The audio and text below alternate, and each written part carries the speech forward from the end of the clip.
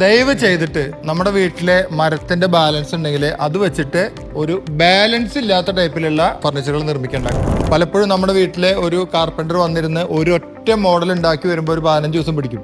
എന്നിട്ട് ആ 15 ദിവസം സാലറി, വുഡ്, പോളിഷ്, ഇനി ഇതൊക്കെ കഴിഞ്ഞാലോ അതൊട്ട് ഭംഗിയാവില്ല. അദ്ദേഹം അതിൽ എക്സ്പെർട്ട് അല്ല. നമ്മൾ എന്തായാലും ആ പണിക്ക് നിൽക്കണ്ട. ഇതുപോലെ റെഡിമെയ്ഡ് ഫർണിച്ചറുകൾ കിട്ടുന്ന ഷോറൂമുകളിൽ പോവുക. ഏറ്റവും നല്ല പ്രൊഡക്റ്റുകൾ ഗ്യാരണ്ടിയോട് കൂടി വാങ്ങിക്കാം. നമ്മൾ വീട്ടിലൊരു ഫർണിച്ചർ നിർമ്മിച്ചു എന്ന് വിചാരിക്കുക. ആ നിർമ്മിച്ച ഫർണിച്ചറുകളൊക്കെ കുറച്ച് കാലം കഴിഞ്ഞ് കംപ്ലൈൻ്റ് ആയി എന്താ ചെയ്യുക? റിട്ടേൺ കൊടുക്കാൻ പറ്റുമോ? ആ കാർപ്പൻറ്ററെ തന്നെ തിരിച്ച് വിളിച്ചു കഴിഞ്ഞാൽ, ആ പോളിഷാറിനെ വിളിച്ചു കഴിഞ്ഞാൽ വീണ്ടും കൂലി കൊടുക്കണം. അപ്പോൾ എപ്പോഴും ഇതുപോലെ എക്സ്പെർട്ട് ആയിട്ടുള്ള ആളാണ് നിർമ്മിക്കുന്നത്. ഈ ഒരു ആർട്ട് പരമായിട്ട് ഒരുപാട് മോഡലൊക്കെ നോക്കി ഒരുപാട് ദിവസത്തെ കഠിനാധ്വാനമാണ് ഇതുപോലത്തെ ഉള്ള മനോഹരമായിട്ടുള്ള വളരെ നീറ്റായിട്ടുള്ള ഫർണിച്ചറുകൾ. അപ്പോൾ ഫർണിച്ചർ പർച്ചേസ് ചെയ്യുമ്പോൾ ഫർണിച്ചർ ഷോറൂമിൽ തന്നെ പോകണം. ഇനി നമ്മുടെ വീട്ടിൽ പഴയ മോഡലുള്ള ഏതെങ്കിലും കാലഘട്ടത്തിൽ വാങ്ങി വെച്ചുള്ള ഫർണിച്ചറുകളൊക്കെ എക്സ്ചേഞ്ച് ചെയ്യാനുള്ള മനോഹരമായിട്ടുള്ള അവസരങ്ങൾ ഇപ്പോൾ ഉണ്ട്.